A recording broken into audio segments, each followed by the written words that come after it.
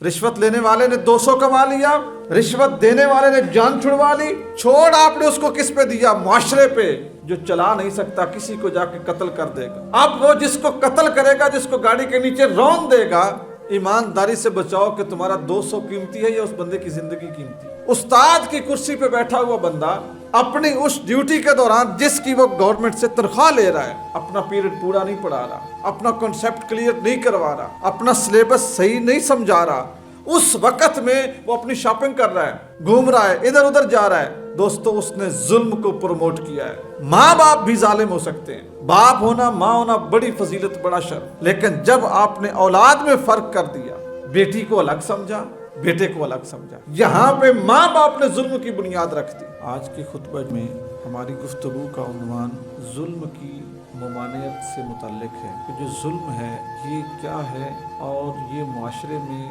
किस तरह राइज है, इसके नुकसान क्या हैं और क़यामत के दिन इसकी सज़ा क्या है। जुल्म बुनियादी तौर पर हर उस काम को कहते हैं जो अपनी हद से निकल के किया जाए, वो जुल्म कहलाता है। किसी चीज़ को जिस मकसद के लिए वो चीज़ बनी है उस मकसद में इस्तेमाल न करना, किसी और काम में इस्तेमाल करना, ये जुल्म कहलाता है। गैर महल यानी इसके लिए शरअ में तारीफ ये है कि वज़ उस शैए अला गैर महल ही, किसी चीज़ को उसके गैर महल में रखना, यानी जिस काम के लिए वो बनी नहीं उस काम में उसे इस्तेमाल करना, ये जुल्म कहलाता है। इसकी एक नहीं सैकड़ों मिसालें दी जा सकती हैं। जिस तरह बहुत छोटी सी और बड़ी सादा सी मिसाल देने लगा हूँ, आप किसी जगह पे खाने पे गए, अब जो आपका मैदा है, आपका पेट है, अल्लाह ने उसको बनाया है ज़्यादा से ज़्यादा आप खुराक 3 पाव खा सकते हैं, 1 किलो खा सकते हैं। आपने खुराक खाई 2 किलो 2.5 किलो, तो ये क्या कहलाएगा? ये जुल्म कहलाएगा। इसमें आपने कोई किसी को कत्ल नहीं किया, आपने कोई किसी को थप्पड़ नहीं मारा, आपने किसी को गाली नहीं दी, आपने किसी के साथ लड़ाई झगड़ा हाथापाई नहीं की। देखने में क्या है? आपने खाना खाया लेकिन क्या ये भी जुल्म है। इसी तरह किसी को उसके हक से महरूम रखना, यानी अल्लाह ताला ने हर चीज़ का हक रखा है, एक कीड़ी से लेके बड़े पहाड़ और समंदर तक जितनी मखलूक है अल्लाह की, सबका हक है। आपने जिसका हक अदा नहीं किया, आपने जुल्म किया। यानी एक कीड़ी है तो उसका हक है कि आप उसको न मारें, पाँव के तले न रौंदें। अगर आपने बगैर देखे एक जमीन पे रेंगने वाले कीड़े को भी मार दिया तो आपने जुल्म किया। आप अगर ये पढ़ें कि हमारे नबी पाक सल्लल्लाहु अलैहि वसल्लम ने हमारी क्या तरबियत फरमाई है, तो आपको कुछ चीज़ें ऐसी मिलेंगी कि आप अश कर उठेंगे कि हमारे नबी पाक सल्लल्लाहु अलैहि वसल्लम मखलूक, अदल, हक और हुकूक, इसके मुतल्लिक कितनी वसी सोच रखते थे। मैं एक मिसाल अर्ज किए देता हूँ। हजूर सय्यद दो आलम सल्लल्लाहु अलैहि वसल्लम ने फरमाया, जब भी तुम पेशाब करने लगो तो छाँव में दरख्त के नीचे पेशाब न करो, किसी बिल के ऊपर पेशाब न करो। सोचिए, जहाँ पे छाँव हो, दरख्त हो, धूप है अगर, तो क्या धूप से बच के छाँव में बैठ के पेशाब करना बंदे के लिए सुकून का बायस है कि नहीं? है ना। लेकिन रसूलुल्लाह सल्लल्लाहु अलैहि वसल्लम ने क्यों मना फरमाया? इसलिए मना फरमाया कि वो जगह पेशाब करने के लिए नहीं बनी। उस जगह का इस्तेमाल नजासत फैलाना नहीं है, उस जगह का इस्तेमाल इस्तराहत फरमाना, उस जगह का इस्तेमाल सुकून हासिल करना, उस जगह का इस्तेमाल आराम करना और उस जगह का इस्तेमाल थकावट उतारना है। तुम दरख्त के नीचे अगर पेशाब कर दोगे तो उसका नुकसान क्या होगा कि आराम करने वाले को आराम के लिए साए में बैठते तकलीफ होगी, और तो उसमें कोई बात नहीं। बिल के ऊपर इसलिए ना करो कि वो वहाँ पे कीड़े रहते हैं, तो कीड़ों का भी हक है। कि मैंने बहुत छोटी सी और बड़ी समझ में आने वाली मिसाल दिया। इससे हमें ये सबक मिलता है कि जब भी कोई चीज़ अपनी हद क्रॉस करती है तो वो जालिम कहलाती है। इंसान को अल्लाह ताला ने जुल्म के लिए नहीं पैदा किया, इंसान को अल्लाह ताला ने अदल के लिए पैदा किया। जुल्म और अदल एक जगह पे नहीं हो सकते। अगर कोई कहे कि मैं आदिल भी हूँ और जालिम भी हूँ तो झूठ होगा। या अदल करने वाला होगा या जुल्म करने वाला हो। तो इसी तरह आप दुनिया में जो चीज़ें इस्तेमाल करते हैं उनके इस्तेमाल में भी आप अदल भी कर सकते हैं और जुल्म भी कर सकते हैं। اب آپ پہ ڈیپینڈ کرتا ہے کہ آپ نے کیا کرنا ہے. لیکن جس چیز میں بھی آپ ظلم کریں گے یا ظلم اپنائیں گے، آپ کا وہ عمل معاشرے میں روش بن جائے گا، ایک طریقہ بن جائے گا، ایک رسم بن جائے گی. اس رسم کا نقصان کیا ہوگا؟ ایک ظالم سے کئی ظالم پیدا ہوں گے، ایک بدماش سے کئی بدماش سامنے آئیں گے، ایک سخت سے کئی سخت گیر آگے دیکھنے کو آپ کو ملیں گے. تو کبھی بھی کوئی ایسا عمل اختیار نہ کریں کہ جو اپنی حد سے باہر ہو. کھانا کھانے کی مثال میں نے دی، اسی سے آپ پانی پینے کی مثال لے سکتے ہیں، اسی سے آپ سفر کرنے کی مثال لے سکتے ہیں، اسی سے آپ ایک گھر کی، ایک خاندان کی مثال لے سکتے ہیں. گھر کا سربراہ کون ہے؟ باپ ہے، ماں ہے. حضور سید دو عالم صلی اللہ علیہ وآلہ وسلم نے ماں باپ کا کتنا حق اور کتنی فضیلت ارشاد فرمائی کہ باپ کو فرمایا یہ جنت کا درمیانی دروازہ ہے بندے کے لیے. ماں کے متعلق فرمایا کہ ماں تمہاری جنت ہے، بہت بڑا حق ہے نا. لیکن دوستان گرامی دوسری طرف یہ بھی سوچئے کہ جہاں پہ ماں باپ ہونا شرف اور فضیلت کا باعث ہے، وہاں پر ماں باپ ہونا یہ عدالت کا معیار بھی ہے کہ آپ عادل بھی ہوں، آپ کا جھکاؤ ایک طرف نہ ہو. اسلام نے انسان کو، مسلمان کو 4 شادیاں کرنے کی اجازت دی ہے، اور ساتھ یہ بھی فرمایا ان خفتم اللہ تعدلوا، بھئی اگر تمہیں ڈر ہے کہ تم عدل نہیں کر سکتے، ظالم بن جاؤ گے، جھکاؤ کر دو گے ایک طرف، فواحدۃ، تو پھر کیا کرو؟ پھر ایک رکھو. عدل کر لو، برابر چل لو، پورا تول لو، پھر 4 کر لو. 4 کے درمیان عدل نہیں ہے تو پھر کیا کرو؟ پھر ایک کرو. یہاں تک حدیث رسول اللہ حضور نے فرمایا جس کے پاس 2 بیویاں ہوئیں اور اس نے ان میں انصاف نہ کیا، قیامت کے دن وہ لنگڑا بن کے اللہ کی عدالت میں آئے گا، کیونکہ اس کا جھکاؤ ایک طرف. بالکل اسی طرح اولاد بھی ہے. ماں باپ چھتری ہیں، ماں باپ درخت ہیں.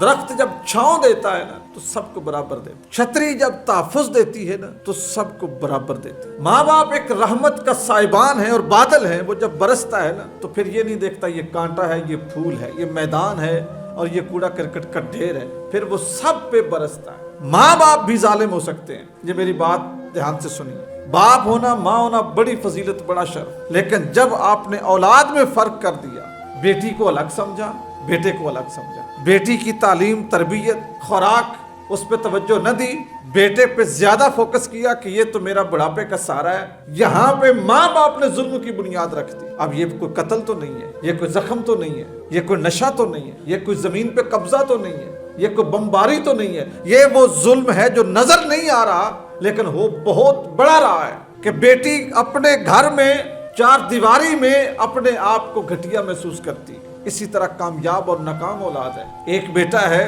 اس کی نوکری اچھی ہے، کام اچھا ہے، وہ کامیاب ہے دنیاوی اعتبار سے، اس کے پاس ریل پیل ہے پیسے کی، اخراجات اس کے زیادہ ہیں، اچھا چل رہا ہے. ایک ہے مزدور ہے، کام پہ جاتا ہے، کبھی دیہاڑی لگ جاتی ہے کبھی نہیں لگتی ہے، تو وہ بھی بیٹا. لیکن یہاں پہ ماں باپ کیسے ظالم بنتے ہیں کہ جدھر ذرا رزق کی فراوانی ہے اس کے غلط کی بھی تعریف کرنی ہے، اور جدھر وہ کمزوری ہے، بیٹا اتنا مالدار نہیں ہے یا کامیاب نہیں ہے تو اس کے ہر عیب کو اتنا واضح رکھنا ہے کہ وہ بیچارہ شرمندگی سے سر نہ اٹھا سکے. کیا ہوگا؟ ماں باپ کے روپ میں آپ ظالم ہوں. اسی طرح آپ کا پیشہ ہے، آپ کوئی بھی پیشہ اختیار کرتے ہیں، یوں ہی سمجھ لیں کہ دکانداری ہے، آپ کی کریانے کی دکان ہے، کریانے کی دکان پہ کھانے پینے کی چیزیں بیچنا، خریدنا ثواب کا کام ہے. ضرورت کی چیزیں لوگوں کے تک پہنچانا، مناسب ریٹ پہ پہنچانا اجر کا کام ہے. لیکن اب یہاں پہ ظلم کیا ہے؟ ایک تو ظلم یہ ہے کہ جو سمجھتے ہیں ہم لوگ کہ بڑی کمپنیاں کر رہی ہیں، تولتی پورا نہیں ہے، پیکنگ میں دے دیتی چیزیں، چلو وہ تو ان کی بات. لیکن جو بندہ اپنے محلے میں دکان بنا کے بیٹھے وہ کیسے ظلم کرتا ہے؟ جب اس کے پاس کوئی ایسا بندہ چیز خریدنے آیا جو پڑھ نہیں سکتا، دیکھ نہیں سکتا، اس کو یہ نہیں پتا کہ ایکسپائری کیا ہے، اس نے اس کو وہ چیز تھما دی، بقایا دیتے ہوئے 5-10 روپے کی ڈنڈی مار لی کہ چاچا، بابا، خالہ، ماسی ٹوٹے ہوئے نہیں تھے، بس اتنے پھر کر لیں گے. دیکھنے میں کام اس کا جو دکھاوا ہے اس کا وہ حلال ہے، لیکن یہاں پہ وہ کیا کر رہا ہے؟ وہ ظلم کما رہا ہے، وہ زیادتی کر رہا ہے. کیوں؟ اس کو اللہ تعالیٰ نے سبب پیدا کیا، وہ سبب ہے لوگوں تک خوراک پہنچانے کا، لوگوں تک رزق پہنچانے کا، سامان پہنچانے کا، اشیاء ضروریہ پہنچانے کا. اس نے رستہ کون سا اختیار کر لیا؟ ظالموں والا. اعتدال کو اس نے چھوڑ دیا، انصاف کو اس نے چھوڑ دیا. اسی طرح اور کتنے شعبے ہیں آپ کے پاس. یہ ہیلتھ ہے، صحت کے اوپر آپ کام کرتے ہیں.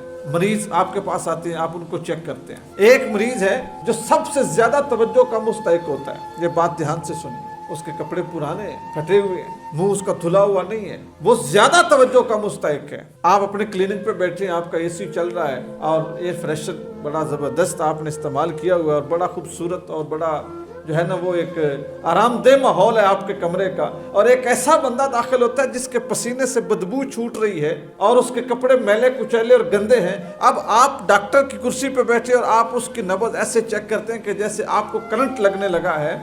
آپ نے اپنے منصب کے ساتھ انصاف نہیں کیا. جو صاف ستھرا ہے, بنا سنورا ہے, جس نے بڑے اچھے جو سوٹڈ بوٹڈ ہے, آپ نے اس کو پروٹوکول بھی دیا, اس کو عزت بھی دی اور اس کی تیمارداری بھی کی, اور اس کے ساتھ آپ نے بڑی اس کو تھپکی بھی لگائی اور کہا کہ بھائی صاحب, چوری صاحب, فلان صاحب ٹھیک ہو جائے گا. نہیں, آپ نے زیادتی کی ہے. آپ مسیحا نہیں ہیں, آپ استاد ہیں. تعلیم دینا, علم کے زیور سے آراستہ کرنا پیغمبروں کا شیوا ہے, پیغمبروں کی نشانی ہے, ان کی صفت ہے. اللہ کے رسول صلی اللہ علیہ وسلم نے کیا ارشاد فرمایا, انما بعثت معلما, میرے رب نے مجھے استاد بنا کے بھیجا ہے, میں تمہیں سکھانے آیا ہوں.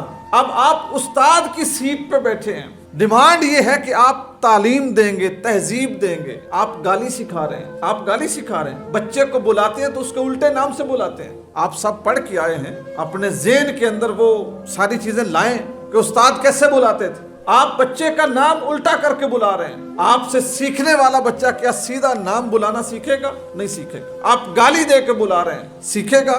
نہیں سیکھے گا. آپ کے جو پڑھانے کا وقت تھا, تربیت کرنے کا وقت تھا, آپ گپ میں گزار رہے ہیں, آپ فون سننے میں گزار رہے ہیں, آپ گیم کھیلنے میں گزار رہے ہیں. کیا آپ کا بچہ وقت کی پابندی سیکھے گا, وقت کی اہمیت سمجھے گا, کام کی اہمیت سمجھے گا, اس کا تعلیم کے اوپر فوکس ہوگا؟ نہیں ہوگا. دیکھنے میں آپ استاد ہیں, لیکن آپ پروموشن کس کی کر رہے ہیں؟ ظلم کی. میں نے گفتگو کے آغاز میں کہا نا کہ ہم وہ ظلم ڈسکس نہیں کریں گے جو بندوق سے ہوتا ہے, جو گولی سے ہوتا ہے, جو بم سے ہوتا ہے, جو چھرے سے ہوتا ہے, جو کسی کو زخمی کرنے سے ہوتا ہے. ہم ظلم کی وہ چیزیں سمجھیں گے کہ جس کے ذریعے ہم معاشرے کی جڑیں کاٹ رہے ہیں, معاشرے کی جڑیں کاٹ رہے ہیں. استاد کی کرسی پہ بیٹھا ہوا بندہ اپنی اس ڈیوٹی کے دوران جس کی وہ گورنمنٹ سے تنخواہ لے رہا ہے, اپنا پیریڈ پورا نہیں پڑھا رہا, اپنا کنسیپٹ کلیئر نہیں کروا رہا, اپنا سلیبس صحیح نہیں سمجھا رہا, اس وقت میں وہ اپنی شاپنگ کر رہا ہے, گھوم رہا ہے, ادھر ادھر جا رہا ہے. دوستو, اس نے ظلم کو پروموٹ کیا ہے. اس سے سیکھنے والا کبھی بھی معاشرے کے لیے فائدہ مند نہیں ہوگا. آپ ایک سیکورٹی ادارے کے ممبر ہیں, اس کے ملازم ہیں, پولیس میں ہیں یا فوج میں ہیں, ٹھیک ہے. آپ روڈ پہ سفر کرتے ہیں, آپ نے کتنے پولیس کے ناکے دیکھے ہیں. آپ اپنی آنکھوں سے دیکھتے ہوتے ہیں سودے بازی ہو رہی ہے, ٹرک کو روکا ہے, اس کے پیچھے کھڑے ہیں, اور آپ کو بھی پتا ہے, مجھے بھی پتا ہے, دیکھنے والے کو پتا ہے سودے بازی ہو رہی ہے. گاڑی کا کوئی مطلب ٹوکن نہیں ہے, لائسنس نہیں ہے چلانے والے کا, ڈرائیونگ لائسنس نہیں ہے, یا کوئی اور بھی چیز ہے, 100-200 دے کے ہم نے اس کو چھوڑ دیا ہے. آپ نے 200 کما لیا, دھیان سے سنیے بات, رشوت لینے والے نے 200 کما لیا, رشوت دینے والے نے جان چھڑوا لی. چھوڑ آپ نے اس کو کس پہ دیا؟ معاشرے پہ, جو چلا نہیں سکتا کسی کو جا کے قتل کر دے گا. اس کو سمجھ جو نہیں. اب وہ جس کو قتل کرے گا, جس کو گاڑی کے نیچے رون دے گا, ایمانداری سے بچاؤ کہ تمہارا 200 قیمتی ہے یا اس بندے کی زندگی قیمتی. جہاں پہ قانون نہیں ہے, عدل نہیں ہے, انصاف نہیں ہے, وہاں پہ ظلم ہی ظلم ہے, قتل ہی قتل ہے. یہ ہمارے 2 ہفتے پہلے کی بات ہے. یہ اسی پل کے اوپر 3 سوار موٹر سائیکل سوار ٹکرائے ایک گاڑی کے ساتھ. تینوں جوان مرد, ماں باپ کے سہارے, اپنی بہنوں کا مان, اپنے خاندان کا فخر, پتہ نہیں کیا کیا امیدیں, کیا کیا ان سے لوگوں نے باندھی ہوئی تھی کہ فیملی نے کہ یہ بڑے ہوں گے تو کیا کریں گے. ہم ہر چیز کو اللہ کی رضا کے کھاتے میں ڈال دیتے ہیں. جس طرح آج کل پاکستانیوں نے اپنی ساری قضا نمازیں وہ فیصل موور کے کھاتے میں ڈالی ہوئی ہیں. وہ گاڑیوں والے بیچارے وہ روکتے نہیں تھے, میڈیا پہ چڑھا دیا جی نماز کے لیے ٹائم نہیں دیتے تو ان کی گاڑی میں سفر کرنا جائز ہی نہیں ہے.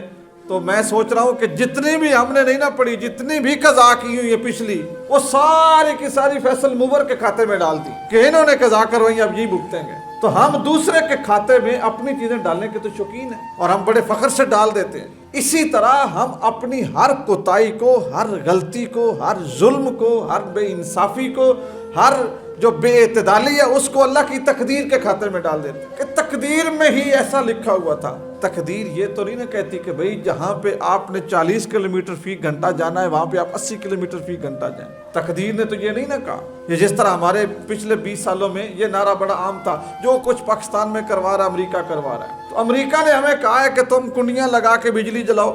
امریکہ نے ہمیں کہا ہے کہ تم اپنے ہمسایوں کا جو नुकसान है वो करो।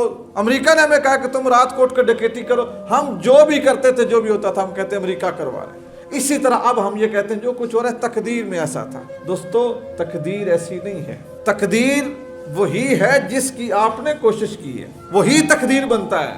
हजरत इकबाल ने फरमाया ना, खुदा बंदे से खुद पूछे बता तेरी रजा क्या है। बंदे का भी अमल दखल है।